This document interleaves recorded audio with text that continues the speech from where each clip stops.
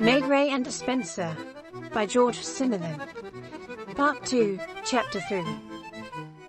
Maigret was feeling warm and cozy, as he used to say when he was a child, and if the lights had suddenly been turned on, he would have appeared, leaning back, huddled in his overcoat, with his hands in his pockets and his eyes half closed, as the very incarnation of contentment.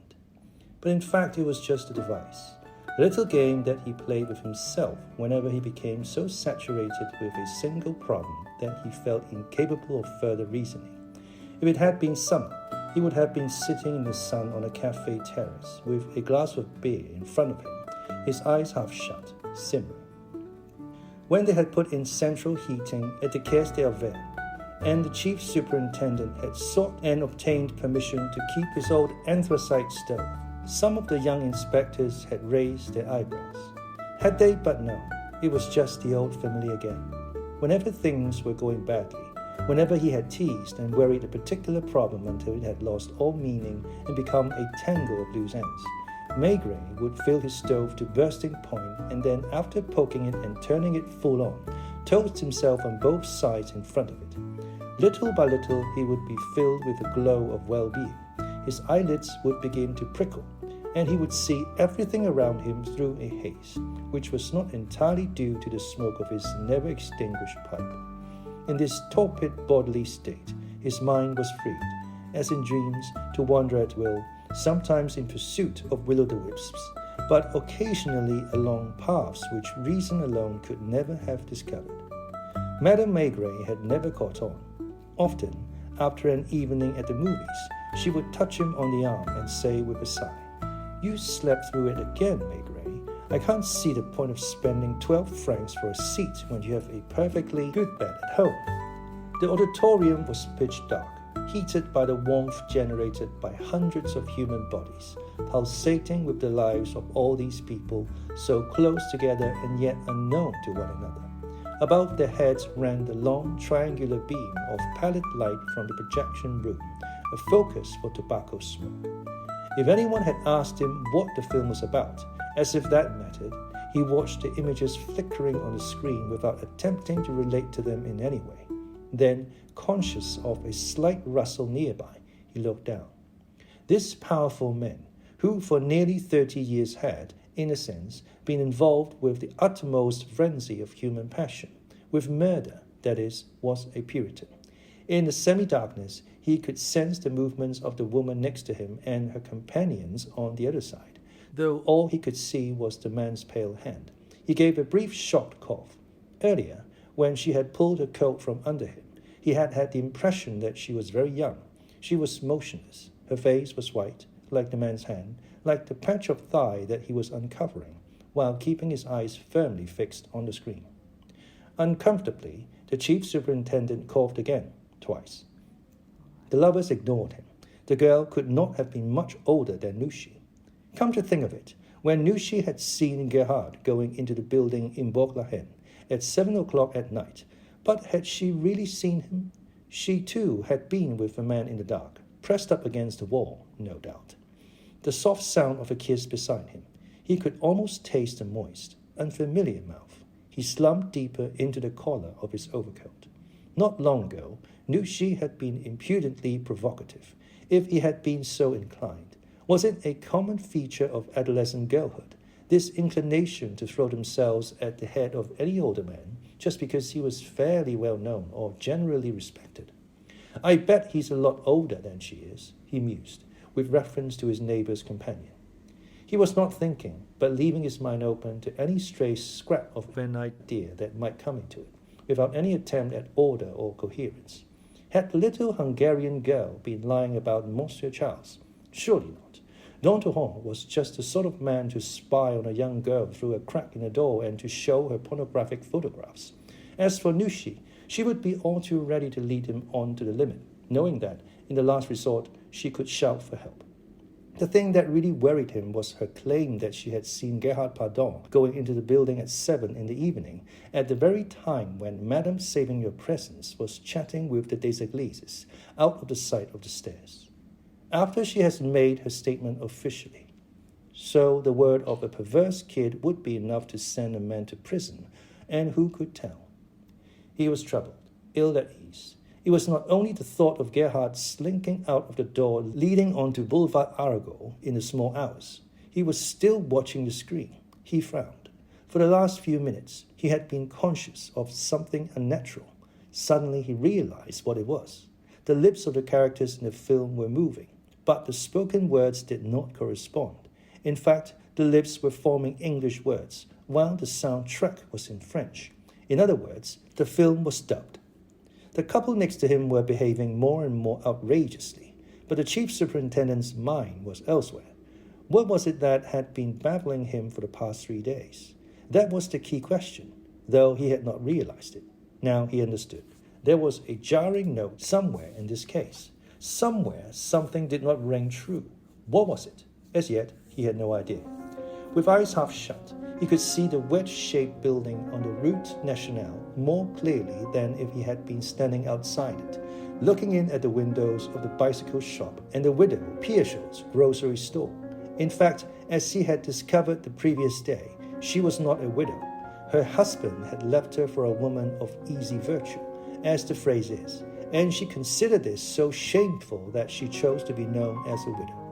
But Madame saving her presence in her cozy lodge, with her head askew and her neck enveloped in surgical wedding. Just because she herself had never opened the front door to a stranger, it had been too hastily assumed that no one had entered or left the building that night. Now, it had been proved that it was impossible to get into the building at 7 o'clock in the evening without being seen by the concierge. Who was to say that there were not other times in the day when the same conditions obtained? Up there on the top floor, that eccentric old woman, Juliette Boynet, had chosen to make a mystery of the visits of Charles d'Enterholm when he called to discuss her investments in enterprises which were, to say the least, morally dubious. It was all very unsavory, but human nature being what it is, not so very surprising. She was not the first of her kind that Maigret had encountered in the course of his career. He had met others like d'Enterholm as well. What was it, then, that did not ring true, that was contrary to his experience of human nature? The old woman had been strangled soon after d'Enterholm's departure as she was about to get into bed. She had still been wearing one stocking. Was one to suppose that there was a third key in existence, and that it was in the possession of Monsieur Charles? Was one to believe that he had gone into the apartment with the intention of killing the old woman? He, too, was rich. Juliette was worth more to him alive than dead. One of his underworld cronies? They were not beginners, faceless hooligans game for anything, but successful men, substantial property owners who would not wish to be mixed up in anything downright criminal. They were telling the truth when they claimed that this business was a nuisance and an embarrassment to them. Gerhard Pardon. By this time, the two next to Maigret were frankly going too far, just as if they had the whole of the dark auditorium to themselves. Maigret had to keep firm control on himself or he would have shouted, "Stop it, damn you!" Gerhard, creeping into his sister's bedroom at 7 in the evening and hiding there.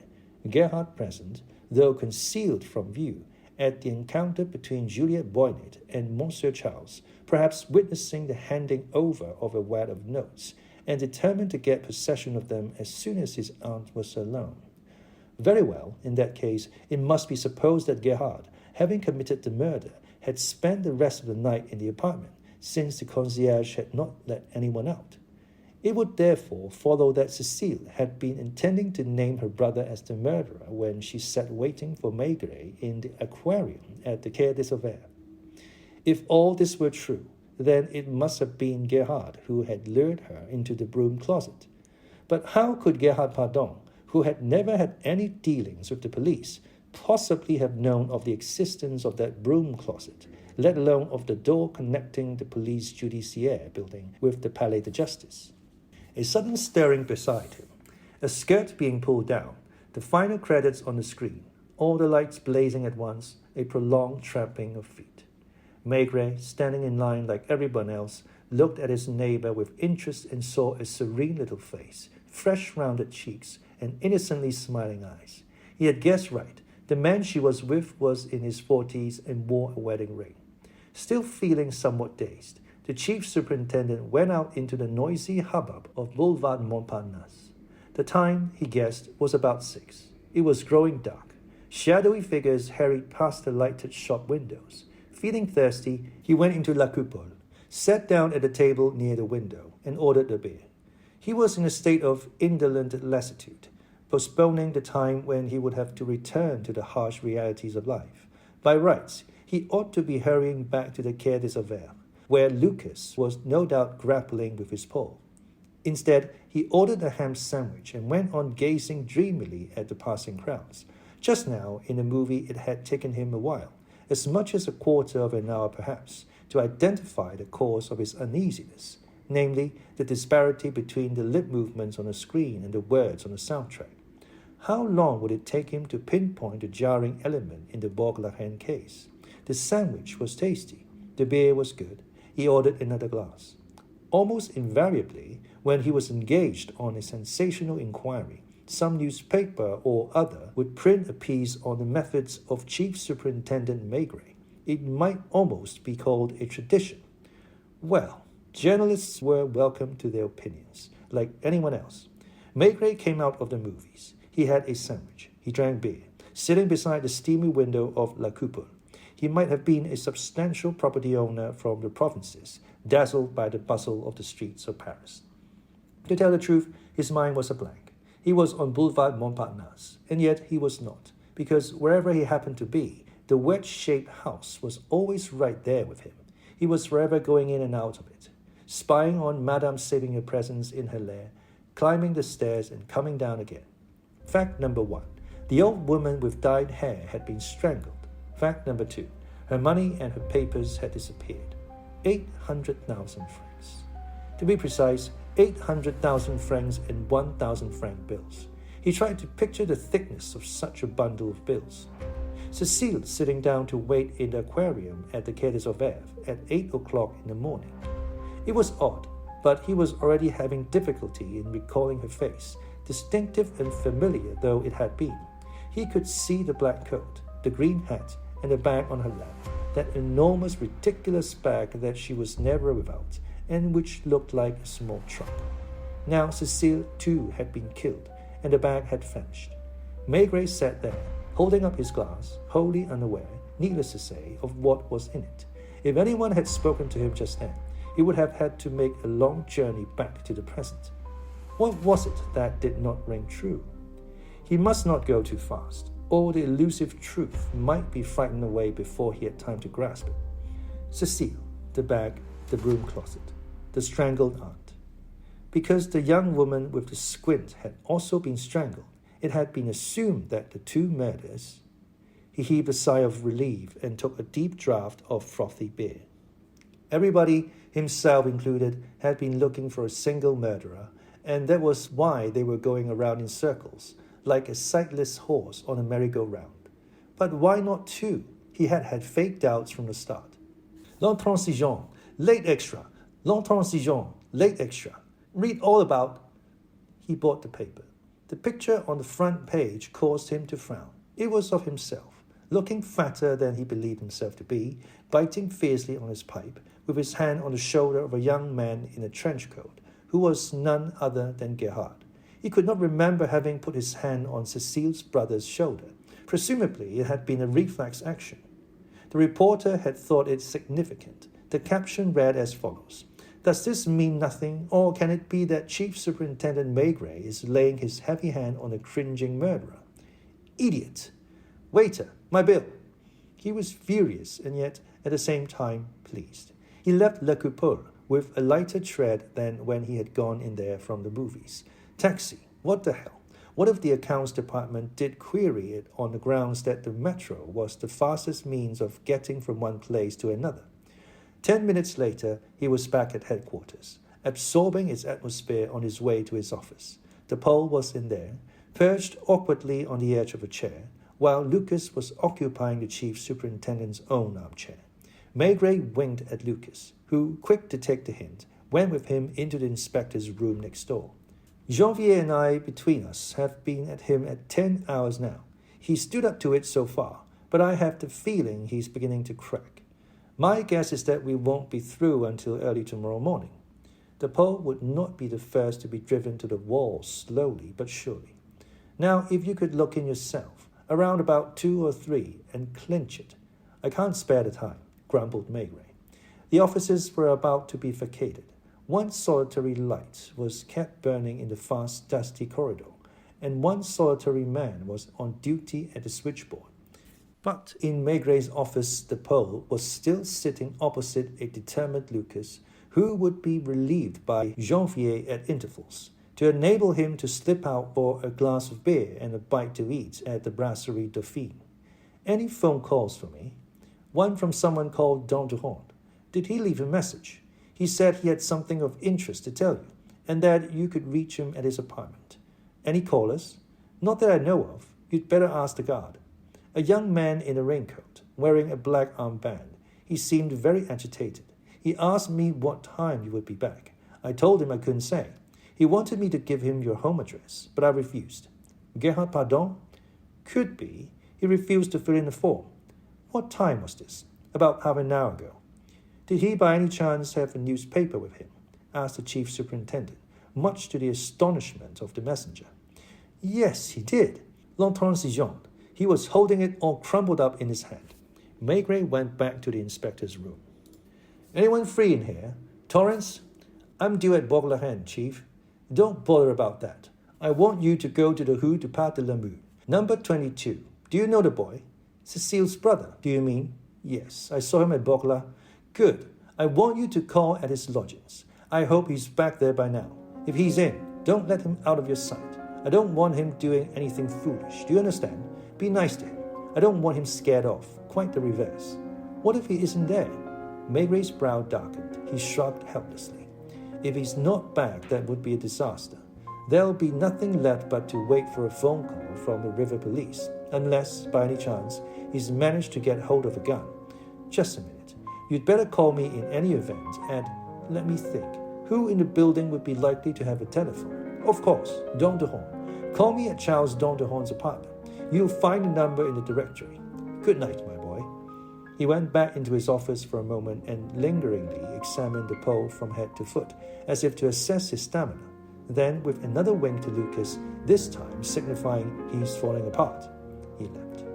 He took a taxi to the now familiar building at Berger. He looked around. Where was the detective who was supposed to be watching the house? A figure loomed out of the shadows. Here I am, Chief. It was Verging, a new recruit, a pleasant youth, tremendously overawed by the chief. He could scarcely address him without stammering. Any developments? Monsieur Charles, the 4th floor tenant, came home by streetcar at 6 o'clock. There was someone waiting for him in the hall, a little fat man in a belted grey overcoat, carrying a briefcase. It did not take Maigret long to identify this visitor as Monfils' lawyer, Maître Leloup. Did he stay long? Half an hour. The Hungarian went out about 5, and I haven't seen him since. As for his daughter, the young inspector waved toward a couple of shadowy figures pressed up against the fence on the patch of waste ground. They've been there for the last 3/4 of an hour, he said with a sigh, and they haven't moved in all that time. Unseen by the inspector, Maigret blushed and went into the building. In passing, he waved to Madame Benoît, who was sitting with a plate of soup in front of her, and climbed the 4 flights of stairs with a heavy tread. Monsieur Charles must have recognized his step, because he opened the door before the chief superintendent had time to ring the bell. I was expecting you. Do please come in, after your meeting with my friends this morning. The chief superintendent was finding it uncommonly hard to get used to the rancid smell of the old bachelor's flat. He found the atmosphere physically as well as morally repugnant, and he puffed furiously at his pipe, emitting dense clouds of smoke. What was the object of Maître Leloup's visit? So you've already heard. He's threatening me with a lawsuit over the estate. He's convinced that Juliet made a will. Apparently, she said as much more than once in letters she wrote to her cousin Monfils, wishing him a happy new year. I think you ought to make him show them to you. It seems she referred to her nephew and nieces as degenerates and parasites, and complained that, after all she had done for them, out of respect for her sister's memory, all they cared about was her money. They'll get the shock of their lives, she wrote in conclusion, and so with the Boynets and the Marchepieds, when they find out that I have made you my sole heir. Did Maître Leloup go no further than to threaten you? Monsieur Charles' lips twitched in a chilly smile. He made me what he called a fair and generous offer. Share and share alike? More or less. If there really were a will, it would be worth considering. Monsieur d'Onterhorn cracked his finger joints. However, the Lord didn't know Juliet as I did. To tell the truth, I was the only one who knew her as she really was. She was so terrified of dying, of having one day to leave all her money behind, that she almost persuaded herself that she would never die, at least not in the foreseeable future. She often used to say to me, "When I grow old." Much as he disliked the man, Maigret could tell that he was speaking the truth. He himself had never seen Juliet, except as a corpse with crudely dyed hair, yet the impression he had formed of her corresponded exactly with Monsieur Charles' account. So, I showed Maître Leloup the door, but it wasn't about that I called you. I'm well aware that my position is delicate, and I realize that, as far as I'm concerned, the best thing that could happen would be for you to find a killer. Or the killers, mumbled Maigret, apparently immersed in contemplation of a watercolor hanging on the wall. Or well, have it your own way. Come to thinking of it, for all we know, there might be several killers. At any rate, there are 2 corpses, and therefore 2 murders. And Maigret placidly relit his pipe. It's just a theory. As I was saying, soon after you left, I remembered. He picked up a cloth-bound notebook from his desk. When you've been in the legal profession as long as I was, you can't easily shed the habits of a lifetime. Every time I paid Juliet the interest on her investments, I was careful to record the numbers of the bills. Perhaps it was foolish of me, but as things have turned out, you might find the information useful. The notebook was filled with figures. Remember, I had nothing else to occupy my time. Maigret could just imagine him in his evil-smelling study, transcribing columns of figures with chill satisfaction. True, the bills hadn't belonged to him. All the same, he had derived a sensuous satisfaction from handling them, recording the numbers, clipping them together into so many bundles, then sorting them into larger bundles, secured with elastic bands. I'm sure you won't forget, he concluded, handing the notebook to the chief superintendent. If you collect the reward that my friends have offered to put up, then I gave you every assistance. They could hear Nushi bounding up the stairs, 3 at a time. She paused for a moment on the landing outside. Had she been behaving as improperly as the plump girl in the cinema? What business was it of the chief superintendent's, anyway? In what way could the behavior of this urchin? Well, that's it. Not wishing to be out when you called, I didn't dine at my usual restaurant, but made do with a cold chop at home. Did you have dinner? Can I give you a small glass of something? No, really, thanks. Sooner or later, you realize that I've done all I could, and oh well, as you please. Maigret, without so much as a parting word, opened the door and let in a gust of piano music. This was no doubt old Mademoiselle Poucault's way of compensating for the scales she had to listen to all day long from her pupils.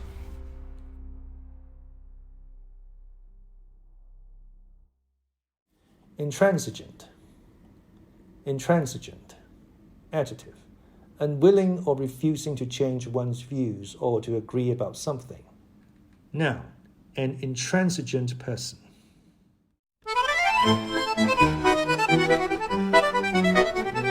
Maigret and Spinster by George Simenon. Part 2, Chapter 4. One day, Madame Maigret, who had for some time been contemplating her husband with a very thoughtful look, suddenly gave a sigh and remarked with almost comical candor, "What surprises me is that more people haven't been goaded into slapping you in your time." It was a heartfelt sentiment, for there were times when, even with her, Maigret could be intolerably superior, and his wife was probably the only person to know that he meant nothing by it. It was not that he gave an impression of irony or twinkled with mischief. It was nothing like that at all. He presented a smooth, impermeable surface, impossible to dent, and whatever anyone else might do, say, or feel had no effect on him whatsoever. Did the chief superintendent even hear what you were saying? Did he know that you were there, or could he see nothing but the wall above your head? He was apt to interrupt you in the middle of a sentence with some remark entirely unconnected with what you had been saying.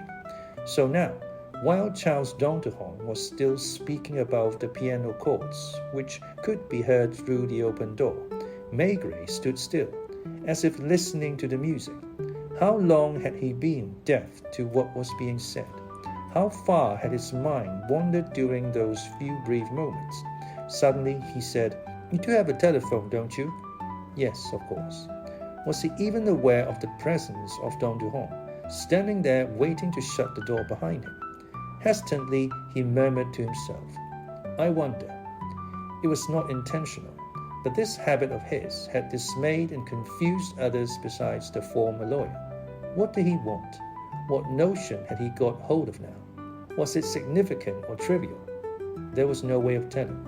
He was nodding to himself, his heavy eyebrows knitted. At last he murmured, "Oh, and by the way, I forgot to tell you, I gave your name in case there were any messages for me. Meanwhile, will you please come upstairs with me? If the phone rings, we're bound to hear it up there. If you wouldn't mind waiting a moment, I'll just get my key." On the fifth-floor landing, the chief superintendent paused. "I think you told me that it was shortly after midnight. Were you wearing slippers?" He looked down at Monsieur Charles' feet, at present clad in brown kid slippers. "I presume you didn't normally ring the bell." "Juliet used to wait for me at the door. I didn't even have to knock." "Right. Come on in. Was there a light on in the foyer?" "No.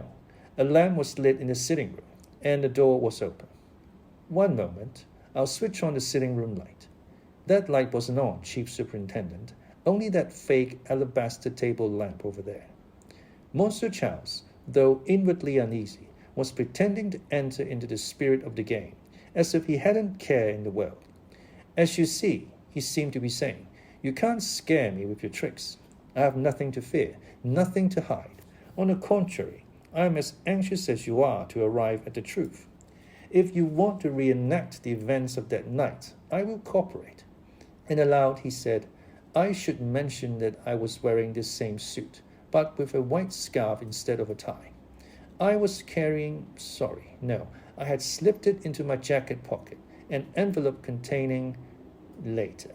For the present, if you don't mind, we'll concentrate on tidying up this room. I dare say you know exactly where everything ought to go."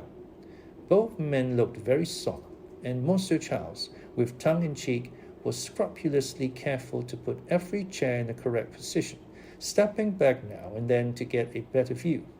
"There, that's about right. Tell me this. When Madame Boynet went to the door to let you in, I presume she used her cane?" "She could barely walk without a cane." "Can you describe what she was wearing?"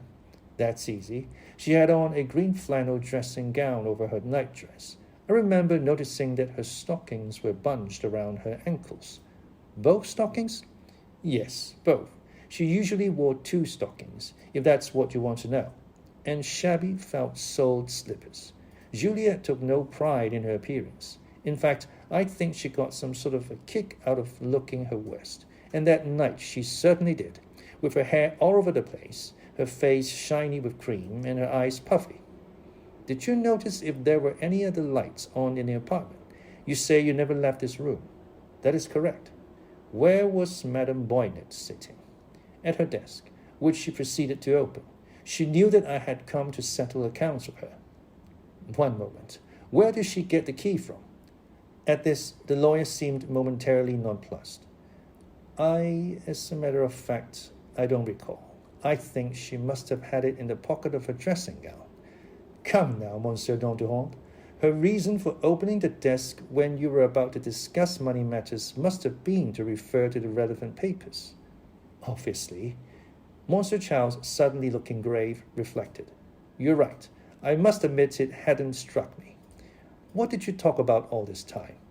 "We never talked much. I think I mentioned that I felt a cold coming on, and to explain why I was wearing a scarf. I also told her that it would probably be necessary for me to go to Béziers." Maigret's glance swept the room. His next question seemed even more irrelevant. Were all the clocks going? Some of them had stopped by now, and the chief superintendent, scarcely aware of what he was doing, began winding them up. They did not all show the same time. I didn't notice. What could it possibly matter anyway? You will observe, Monsieur Duchemin, that although Mademoiselle Poucault's apartment is 3 floors beneath us, we can hear her piano almost as clearly as from your apartment. Sound carries in this building, which is just as well, as I can't fail to hear your telephone if anyone calls me at your number. To proceed, were you sitting where you are now? Now, about that envelope you mentioned, containing 52,000 francs, the quarterly rents from the house on Rue d'Antin. Did she count the bills? She invariably did. Did you know you kept a note of the numbers?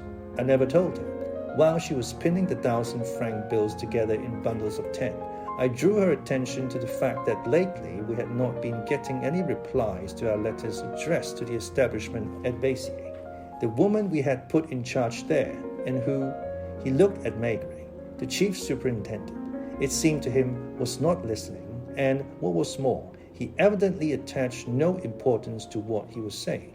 Smoking his pipe, Maigret gazed from one to another of the family photographs. Those of the 3 children especially seemed to interest him.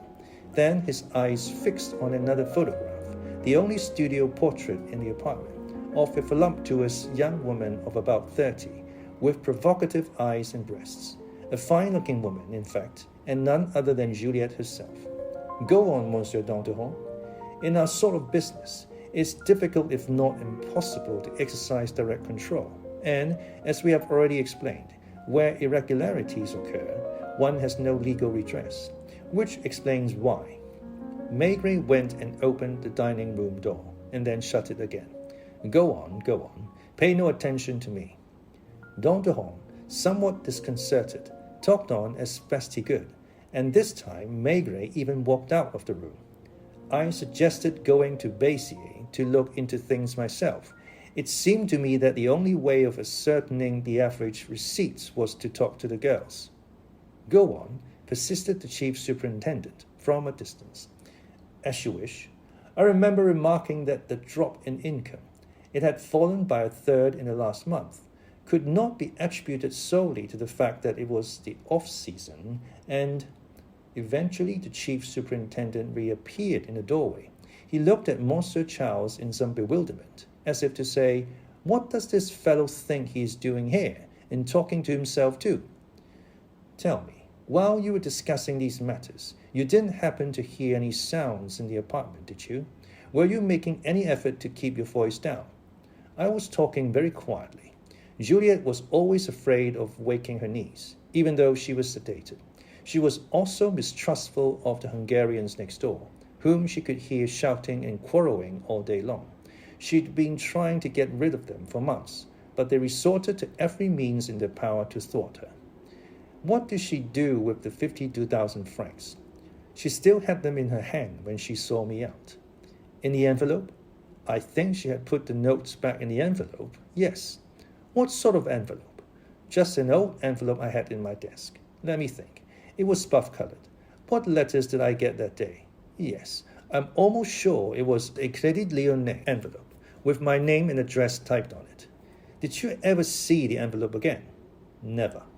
He could not help sounding faintly contemptuous. Did Maigret really think he could impress him with all this twaddle?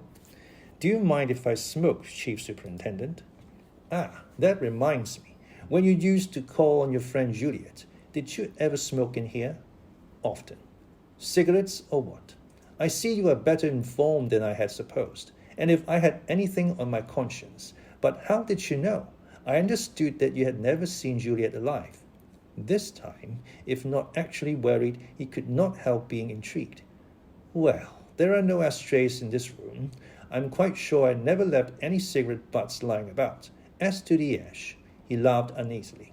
To tell you the truth, Chief Superintendent, I don't understand.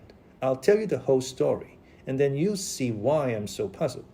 Once, many years ago, I came in here smoking my pipe. Now, Juliette was a woman with strong views of her own, and she disapproved of pipe smoking in the presence of a woman. But then some nights it took us several hours to get through our business, so I got into the habit of bringing a package of cigarettes up with me. Not wishing to drop ash all over the place, I would spread a piece of paper on the corner of the table and use it as an ashtray, and I would take it away with me when I left.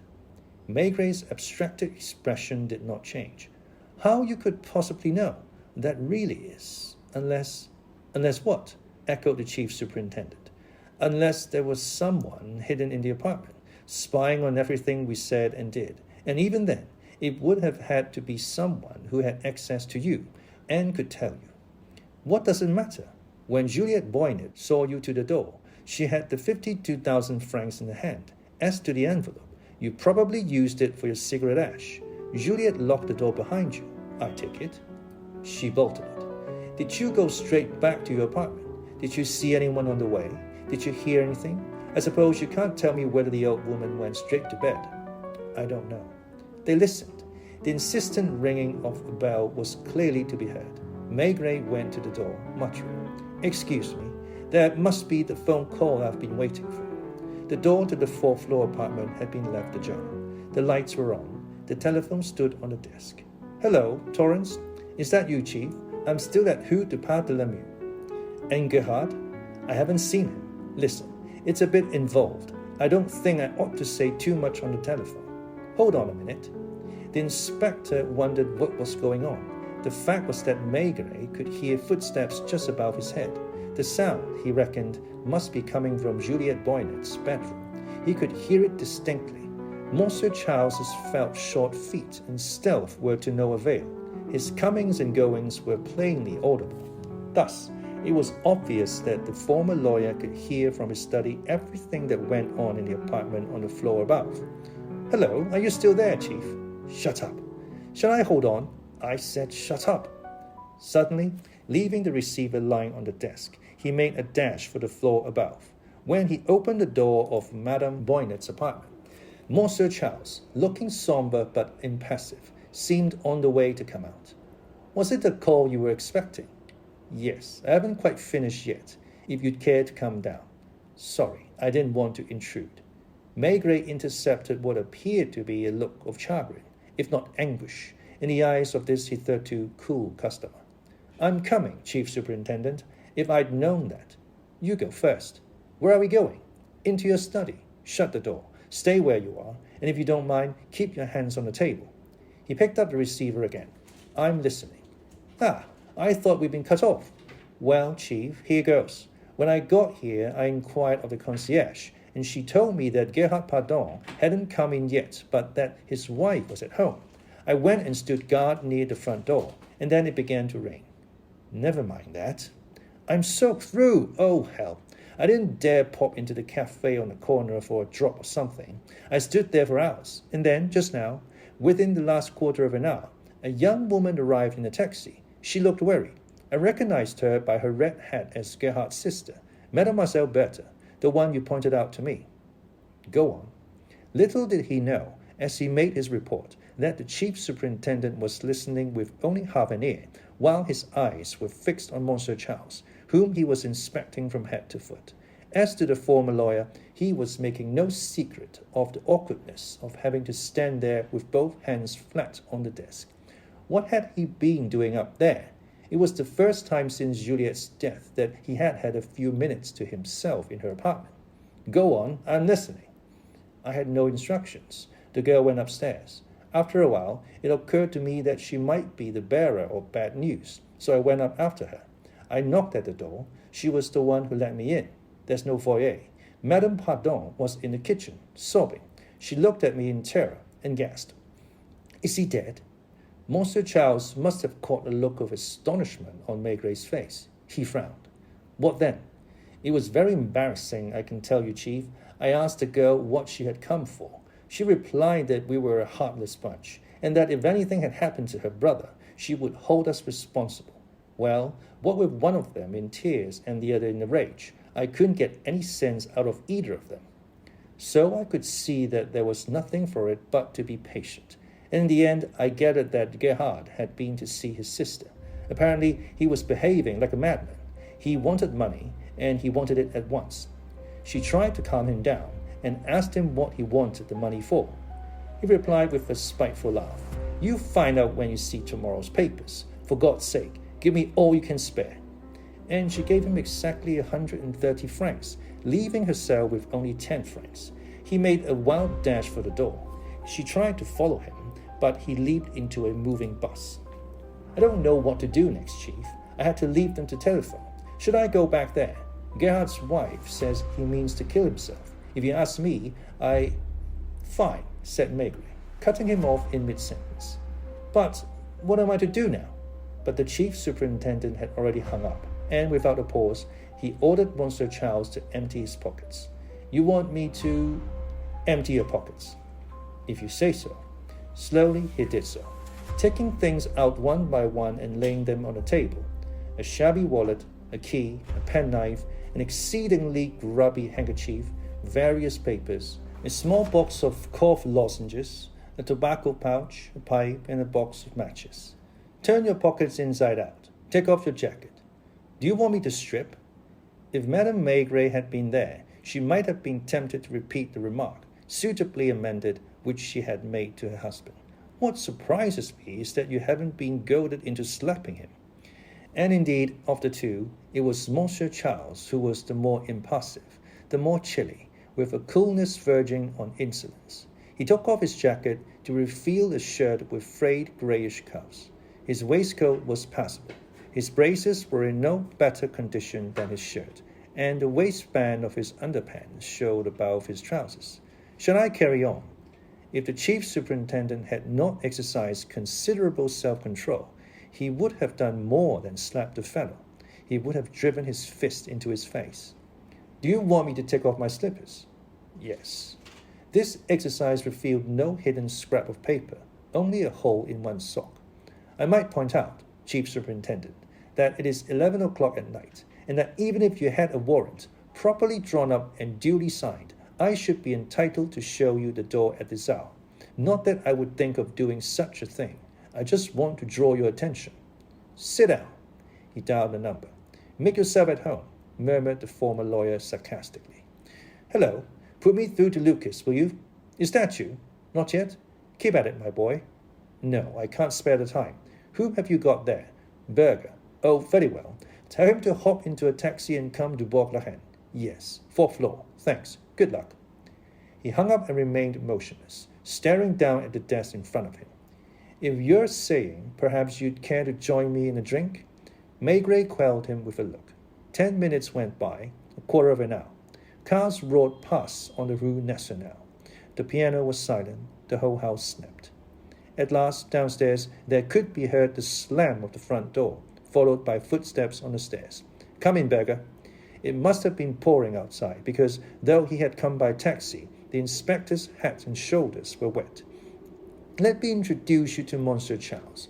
He is rather on edge tonight, and I'm afraid he might do something foolish. I pointed out to him that we have no legal right to spend the night in his apartment, but he doesn't mind. I will leave him in your charge. He's welcome to go to bed if he so wishes, and if he does, be sure you look after him as if he were your nearest and dearest. Understood? I'll probably look in tomorrow morning. Don't worry if I'm a bit late, but don't let him out. He might catch cold." He buttoned up his coat and filled his pipe, gently pressing down the tobacco with his thumb. "I'd keep off his brandy if I were you. I would think it isn't up too much." He picked up the wallet and papers that Don Duchon had taken from his pockets. "Did you tell the taxi to wait?" "No, Chief." "Never mind. Good night." And he left the two men alone together. He considered going back up to the 5th floor, but thought better of it. Don Duchon was not the man to leave incriminating evidence lying about. Madame Saving-Your Presence, in her night attire, was waiting for him in the hall downstairs. Her head was twisted even farther to one side than usual. "What's going on, Chief Superintendent? Has there been another murder in the house?" He was not listening. He could barely make out the whispered words, and he replied absently, "Maybe. Let me out, please."